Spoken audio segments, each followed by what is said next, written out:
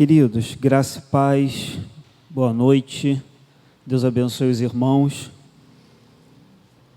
Hoje nós vamos para o nosso 11º estudo sobre como anda a sua família, e semana passada eu falei um pouco aqui, sobre a crise que há entre as gerações mais novas com as gerações mais antigas, e o estudo de hoje é justamente sobre isso, como lidar com essa crise que acontece quando avós, filhos e netos se reúnem e todo mundo pensa diferente.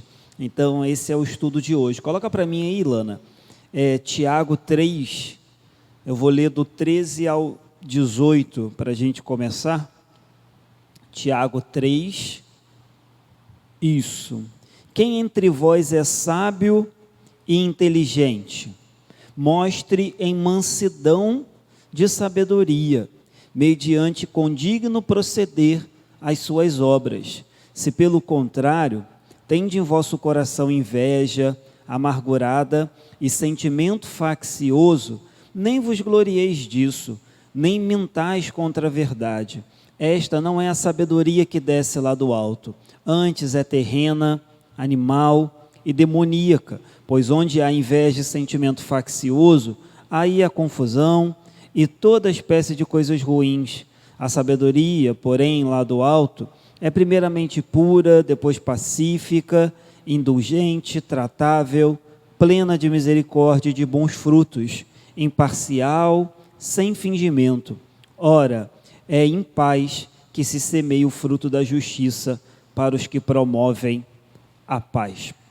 O texto que a gente vai meditar hoje diz que uma geração, ela compreende mais ou menos um tempo de 25 anos. Então, a cada 25 anos, muda-se uma geração. É isso que o autor diz. Ele diz que uma geração também pode ser identificada como um conjunto de pessoas que vivem numa mesma época, no mesmo período de tempo. Então ele diz, olha, é um fato que cada geração tem sua maneira de pensar, de agir, de sentir, de tomar decisões. Cada geração é influenciada por coisas diferentes, por momentos diferentes. Então é muito difícil realmente a gente combinar várias gerações dentro de uma família, dentro de uma igreja, e conseguir sempre chegar a um denominador comum, porque, como ele mesmo diz, são várias gerações que têm influências, criação, personalidade, vontade, tudo diferente. Então ele diz, olha, numa família você encontra avós, pais, filhos, netos, em algumas famílias até bisnetos. E ele diz, o pensamento é muito diferente. Os conceitos, os valores, a maneira de encarar o mundo é muito diferente. Ele diz, é por isso que constantemente, dentro de uma família ou até dentro de uma igreja, há o chamado conflito de gerações, que gera briga, competição, conflito, e aí ele usa esse texto aí para ilustrar, dizendo, olha, o servo de Deus tem que ter sabedoria, e a sabedoria de Deus vem do alto. Então, onde há facção, onde há conflito, onde há inveja, onde há porfia, pode ter certeza que não há sabedoria de Deus, porque a sabedoria de Deus vem do alto e não permite que isso aconteça. Então ele diz, sendo assim, ele vai trazer aqui algumas lições para que a gente possa estudar e tentar aplicar na nossa família para evitar, que os conflitos sejam grandes demais, porque conflito, meu irmão, vai ter, não tem jeito, divergência vai haver numa família onde os jovens vão crescendo, os adolescentes vão crescendo, as crianças também, e vão pensando de forma diferente, embora, como a Vânia bem citou aqui, o ideal seria que nem perdêssemos tempo assistindo alguns canais de TV, mas ainda que a gente proíba a televisão, e a Globo especialmente, não tem jeito, a gente vive no mundo, a gente vive na sociedade, então vai ouvir pelo rádio, ou vai ouvir na escola, ou vai ouvir na esquina, brincando com um coleguinha, não tem jeito, a influência desse mundo vai chegar de uma forma ou de outra, e vai haver um conflito com a nossa maneira de pensar, dos antigos principalmente. Então, a gente vai ter que lidar com isso. E aí a lição fala primeiro de valores da família. Ele vai dizer o que são valores, que que a gente deve defender e não abrir mão. Ele diz, olha, o valor é algo que é desejável, valor é algo que é útil. Ele diz, as pessoas valorizam, desejam, necessitam, têm interesse por alguma coisa, então aquilo passa a ser valioso.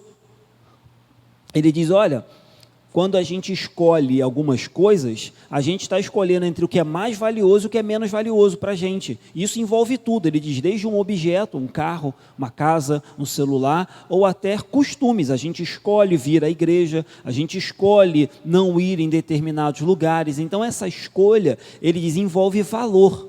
Eu acho que é mais valioso vir à igreja. Eu acho que não é valioso frequentar um bar, ou frequentar uma roda dos escarnecedores. Então ele diz, o valor é algo que está relacionado àquilo que a gente pensa, àquilo que a gente sente, àquilo que a gente tem como verdade. Então ele diz, pode ser uma terra, um carro, um computador, um celular, objetos são valiosos, dependendo do ponto de vista. Ele diz, mas atitudes é o que mais importa para o cristão. Então ele diz, o cristão tem que ter como valioso, algo que ele não pode negociar, a moral, a ética, a sua religião, alguns ideais políticos, jurídicos, certo? A gente tem que defender juridicamente que um bebê não pode ser morto no ventre. A gente tem que defender juridicamente que ninguém seja morto, essa é a verdade. A gente tem que defender que a justiça preserve a vida de todos, cívica, econômica. Então ele diz, o cristão deve priorizar atitudes valiosas, ter como algo valoroso para si, valor em coisas que são imateriais. A gente pode valorizar o nosso carro, a nossa casa, os nossos bens, mas ele diz, o que mais importa para o cristão é que as atitudes sejam valiosas. E aí ele diz, os valores podem ser positivos e negativos. Então ele diz, olha, positivo são todos aqueles que se alinham com a vontade de Deus e com a verdade do Evangelho. Então, qualquer valor, qualquer atitude, ela é valiosa se ela se alinha com a vontade de Deus. E qualquer atitude, ainda que o mundo entenda como valiosa, ela é negativa quando ela vai de encontro com a palavra de Deus. Então a desonestidade, a violência, o preconceito, o sexo fora do casamento, o adultério, o aborto, são coisas que a gente não pode jamais negociar. São valores que para a gente não são valores, eles são negativos, porque ferem a palavra de Deus. Ainda que o mundo levante uma bandeira que isso é valioso, que isso é sucesso, que isso é progresso, que isso é vitória, a gente sabe que não é. Então ele diz, os valores, dependendo do ponto de vista, eles são positivos ou negativos. Então aquilo que para o mundo é uma vitória, é um progresso, é um sucesso, para a gente não é. E ele diz, o valor também, ele pode ser extrínseco e intrínseco. O que é isso? Ele diz, olha, extrínseco é uma casa confortável. Ela tem valor porque ela produz um efeito na nossa vida. É uma casa que nos dá conforto, então ela tem valor. Mas ele diz, mas há algo, e isso também que o cristão deve buscar mais ainda, que tem valor em si mesmo. Em si mesmo, ele diz a bondade, a lealdade, a justiça, a fé, o amor ao próximo. Isso por si só é bom, isso por si só tem valor, não precisa de agregar mais nada. Então uma casa, ela passa a ter valor quando ela é boa, um carro passa a ter valor quando ele te serve. Aí ele diz, mas há valores que por si só eles são bons, e a gente não deve nem pensar em desistir deles. Então ele fala bondade, lealdade, justiça, fé, misericórdia, perdão, amor. Então ele diz, esses são valores que o cristão precisa ter, preservar, buscar, guardar. Então, tendo isso em mente, que o cristão precisa ter valores definidos. E o que mais interessa para o cristão? Valores que estão de acordo com a palavra de Deus, valores que são imateriais, embora a gente possa ter bens materiais. Dito isso, ele vai dizer como que esses valores vão mudando com o passar do tempo. E aí é o segundo ponto aqui. Ele diz, olha, os valores vão mudando primeiro por meio da inovação. Alguém inventa alguma coisa, mostra que aquela coisa que foi inventada é boa, e ao passar do tempo, aquilo ali vai tomando lugar e passa a ser valioso. Ele diz, olha, a máquina de escrever era extremamente valiosa, extremamente. Trouxe avanços significativos, mas alguém inventou o computador e disse, olha, a máquina de escrever não tem mais valor nenhum, hoje só quem tem máquina de escrever é Zé aqui, né? Zé tem uma coleção, acho que ele tem mais de 10 máquinas de escrever, mas guarda no museu, porque não vale mais. Então ele diz, os valores vão se perdendo, a máquina de escrever perdeu valor, o telefone, Vânia falou aqui, de fixo, quase ninguém tem mais, eu tenho porque onde eu moro não tem sinal de celular, né? Mas eu tenho telefone fixo, mas quase ninguém tem mais, porque perdeu o valor. Antigamente você comprava uma linha de telefone, comprava, hoje em dia você ganha chip na rua, certo? Ele diz, uma outra forma que o valor vai mudando é a aceitação social. Ele diz, as pessoas vão aceitando aquilo como normal, as pessoas vão aceitando aquilo como algo natural, e os valores vão mudando. Ele, por exemplo, antigamente era tido como normal que a mulher não podia exercer determinadas funções, ou talvez nem trabalhar fora de casa. Hoje, esse valor mudou. Hoje todo mundo sabe que uma mulher pode atuar em qualquer serviço, onde ela quiser. Ela pode trabalhar em qualquer função, das maiores até as menores. A mulher trabalha onde quiser. Então ele disse, esse foi um valor que também foi transformado, porque a sociedade foi aceitando que a mulher tem espaço para trabalhar onde ela quiser. Ele disse uma outra forma, uma eliminação, aí já é o contrário, né? A sociedade vai eliminando alguns hábitos, ela vai deixando, ela vai abandonando, ela deixa de fazer aquilo e com o passar do tempo, aquilo vai ficando no esquecimento. Outra forma aqui dos valores mudarem, integração cultural. Ele diz que esse é o último passo. Quando a sociedade já está fazendo aquilo, aceitando aquilo, vivendo aquilo, ele diz, esses novos valores vão se ajustando até que fazem parte da sociedade. Então, aqui mora o perigo. Aqui mora o perigo. A gente não vai ver daqui 2, 3, 4, 5 anos o país virando de cabeça para baixo. A gente não vai ver. Mas devagarzinho, vídeos como esse, né, que a Vânia comentou aqui, vão ser mais comuns, de adulto fazendo piadas obscenas com criança. Isso vai normatizando, devagarzinho, devagarzinho. Hoje é um filme, amanhã é uma série, amanhã é um desenho, depois é uma novela. É simples, é só você ver que há anos atrás, aquela novela mesmo, juvenil, Malhação, né, não havia beijo explícito naquela novela. Hoje em dia não só há beijo, como há beijo homossexual na novela de adolescentes. Então, essa integração cultural, nem sempre ela é boa. O fato de hoje as mulheres poderem trabalhar aonde elas quiserem, isso foi uma integração cultural boa, isso foi uma mudança de valor positiva, mas a gente tem que tomar cuidado, porque assim como coisas positivas vão sendo integrada na sociedade, coisas negativas também vão. Então, hoje, é só um filme, é só uma piada, é só uma brincadeira. Daqui a pouco isso vai estar sendo normal. E todo mundo vai falar que nós somos caretas, fundamentalistas, atrasados, porque a gente não entende que mudou. Hoje já é normal, um camarada, antigamente até se fazia, mas se fazia por debaixo dos panos. Hoje tu pode casar, irmão, com 2 mulheres, pode casar. Hoje é bonito, sai matéria no jornal, trisal, matéria. Devagarzinho, a sociedade está aceitando, isso está virando um novo valor, e daqui a pouco você falar contra isso é errado.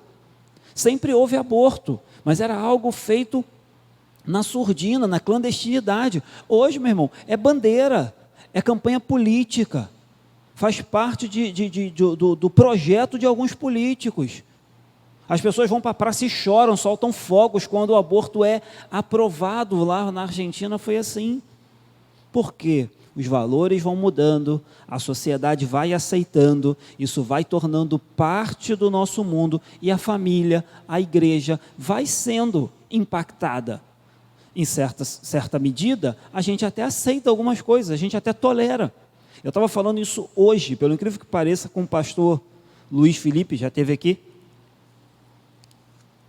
Ele estava dizendo da dificuldade que nós cristãos temos de impor limites a algumas pessoas que vivem constantemente na prática do pecado e que saíram do meio da igreja. Ele diz, olha, a gente precisa continuar amando o pecador, orando pelo pecador, evangelizando o pecador, mas a gente precisa impor limites, porque senão a gente começa a sentar na roda do escarnecedor, a gente começa a se assemelhar ao pecador. E aí eu falava isso para ele, falei, Luiz, sabe por que hoje, até nós crentes, não sabemos impor limites em alguns momentos? Porque já está ficando normal. Até para a gente crente, algumas coisas já são normais, a gente não se escandaliza mais, a gente não se assusta mais, a gente não fica mais, enfim, escandalizado com aquilo, porque já é tão normal, já é tão banal, a gente já vê toda hora na televisão, na internet, na rua, na esquina, que a gente já naturalizou.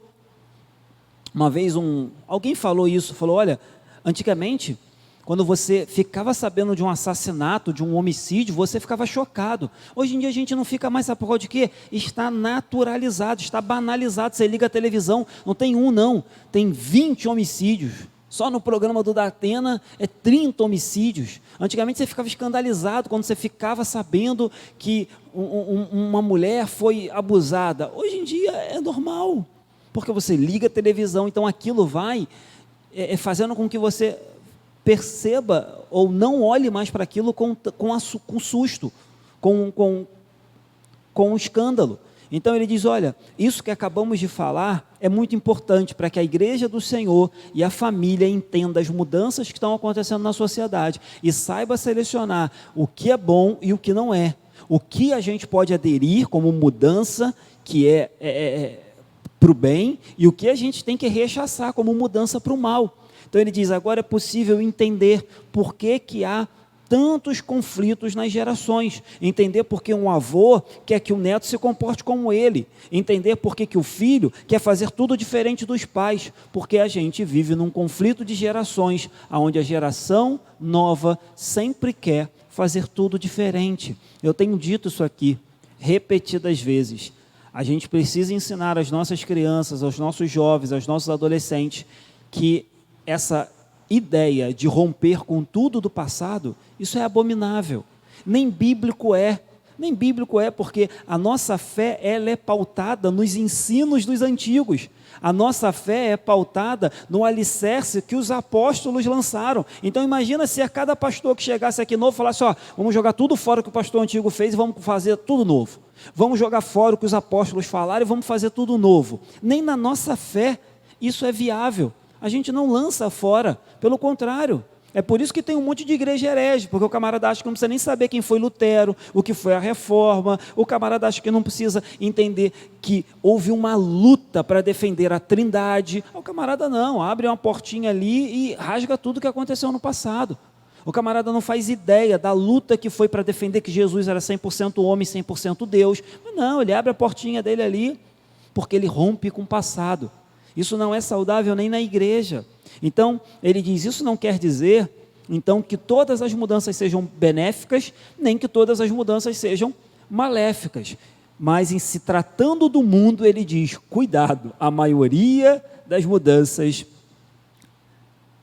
são problemáticas. A maioria das mudanças são problemáticas, principalmente nessa questão de moral, ética, de valores, de sexualidade, de família e outras coisas mais, certo? Já comentei muito isso aqui na igreja, né?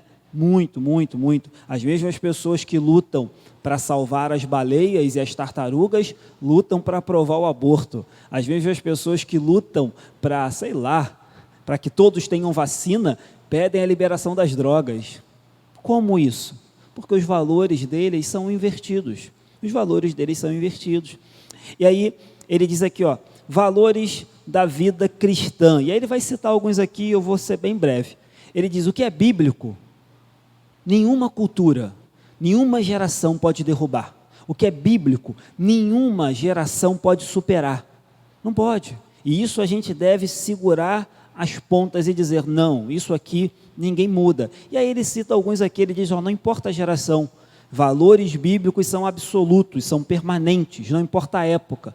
Então aí ele cita, olha, o amar a Deus e ao próximo é o principal mandamento, isso é um valor que a gente não negocia.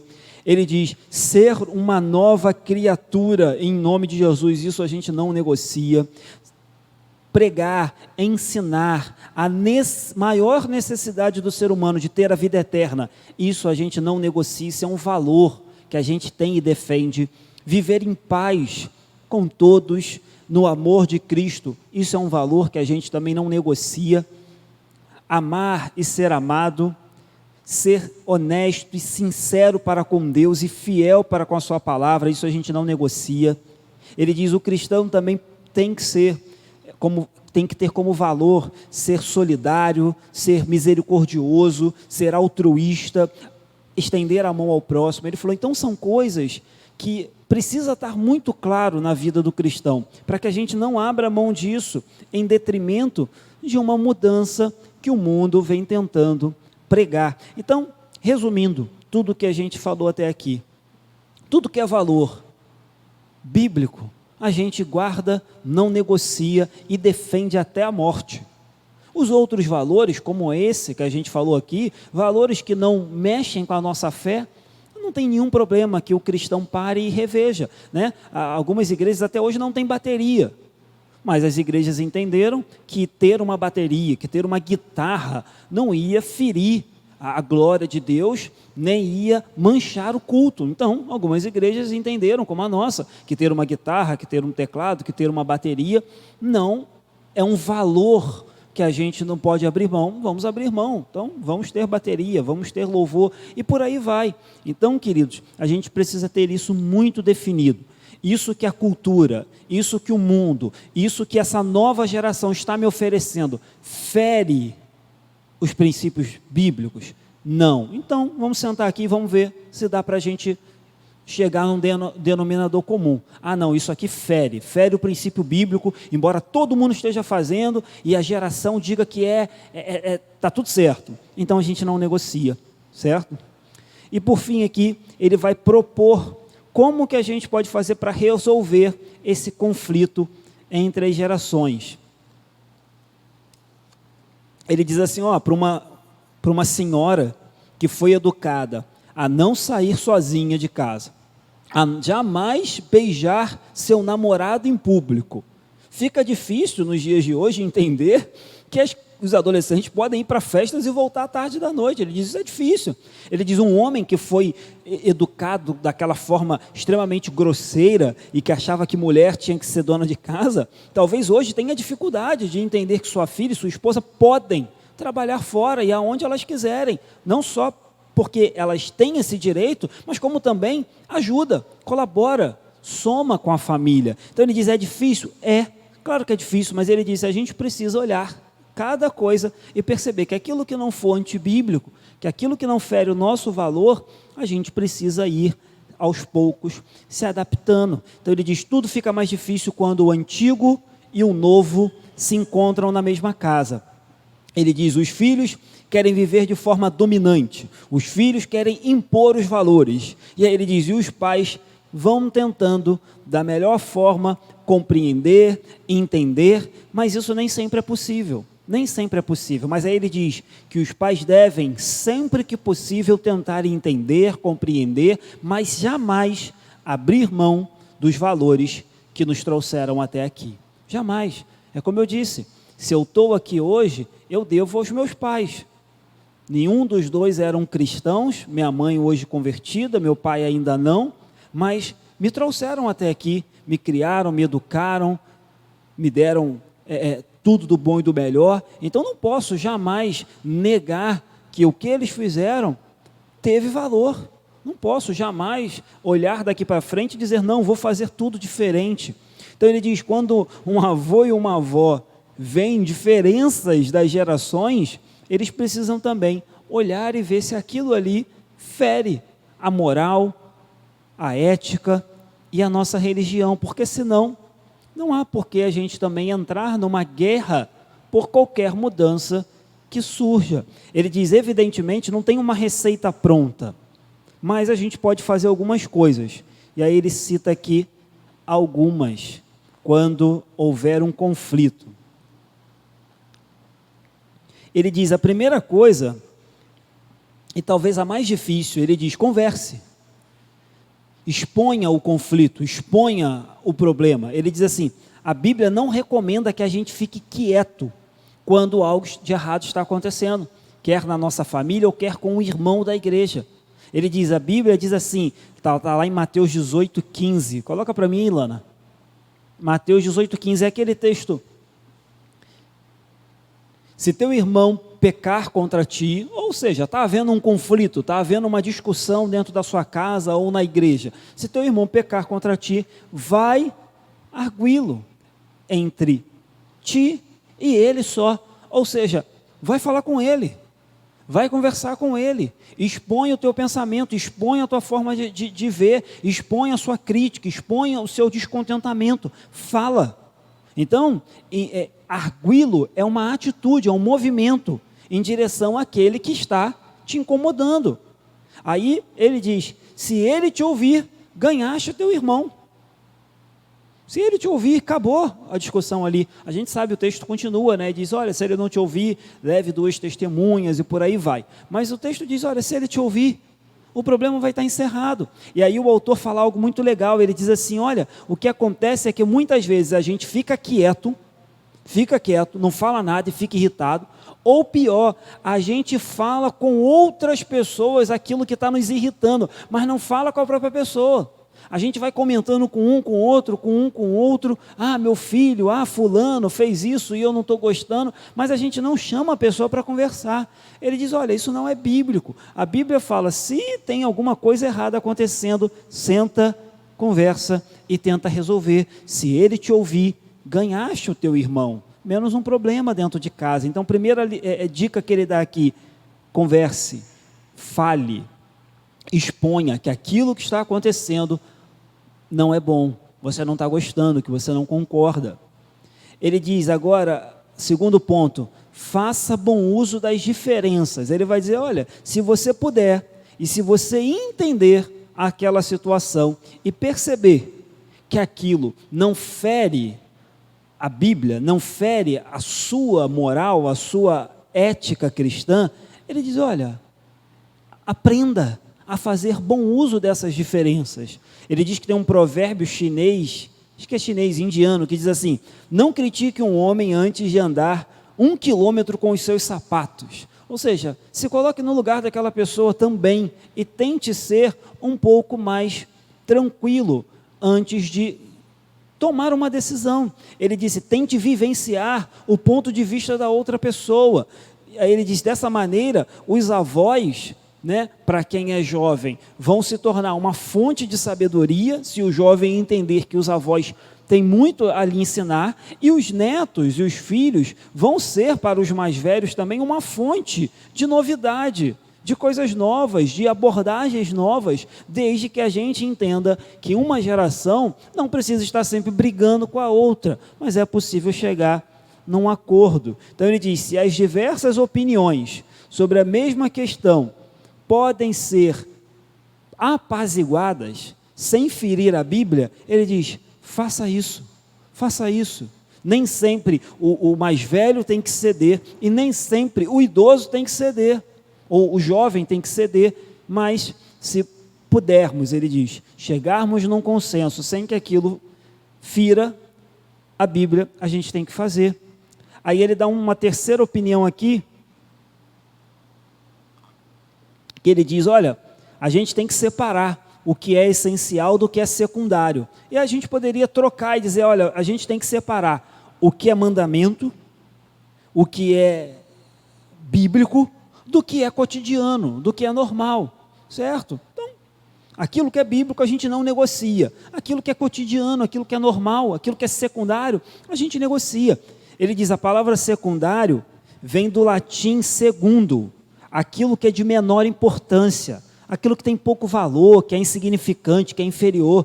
Ele disse, olha, a gente precisa identificar essas coisas dentro da nossa casa, e aquilo que é insignificante, de pouco valor, aquilo que é secundário, aquilo que não vai mudar a nossa vida em nada, que não vai interferir na nossa fé, isso a gente pode aceitar, e evitar brigas, evitar discórdia. Ele diz, há uma história que diz que um casal brigava demais, e foram procurar o pastor para buscar aconselhamento acerca da briga. E a briga era porque o marido colocava o papel higiênico com o papel para trás e a esposa colocava o papel higiênico com a folha para frente. E aí o pastor disse, vocês estão de brincadeira comigo. Vocês precisam aprender o que é secundário e o que não é. O que é importante e o que não é. Vocês estão brigando por causa da forma como coloca o papel higiênico. Mas a gente sabe, o ser humano é assim. Talvez seja uma história, mas eu não duvido que isso aconteça, porque a gente briga por coisas ridículas, irmãos. Estou falando até por mim. A gente briga por coisas ridículas. Então ele diz, há muitas coisas que não são importantes. Há muitas coisas que não são fundamentais. Há muitas coisas que não vão mexer com a nossa fé. E muitos conflitos podem ser evitados com bom senso, com tolerância, na medida em que a gente identifica o que é essencial, o que é bíblico e o que é secundário, o que é normal, o que é indiferente, certo? E aí, para terminar, ele diz, olha, a família que deseja que todo mundo seja igual, não entendeu o que é família. A família que deseja que todo mundo seja cópia um do outro, não entendeu o que é família. A família é a união dos diferentes. Deus reúne pessoas diferentes em uma família para que ali sim se forme uma unidade, certo? Ele diz que tem uma autora que diz assim, na infância, tudo que os pais e avós falam parece certo, porque a criança olha para os pais e os avós e vê neles as pessoas mais sábias do mundo. Aí ele diz, já na adolescência é o contrário. Tudo que os pais e os avós falam é motivo para fazer o contrário. Aí ele diz, porém na vida adulta, espera-se que você, o adulto, seja mais maduro. E aí ele diz, espera-se que o maduro saiba peneirar na hora que um conflito aparecer. Ele diz, espera-se que o maduro saiba a hora de contribuir com a sua família, a hora de aceitar mudanças e a hora de brecar mudanças, porque é do adulto que Deus espera essa sabedoria que vem do alto. Não dá para exigir de uma criança, de um adolescente, que não tem o mínimo de bom senso, que ele seja maduro, que ele tenha sabedoria, que ele tenha discernimento para entender. Por isso que os adultos devem ter essa atitude.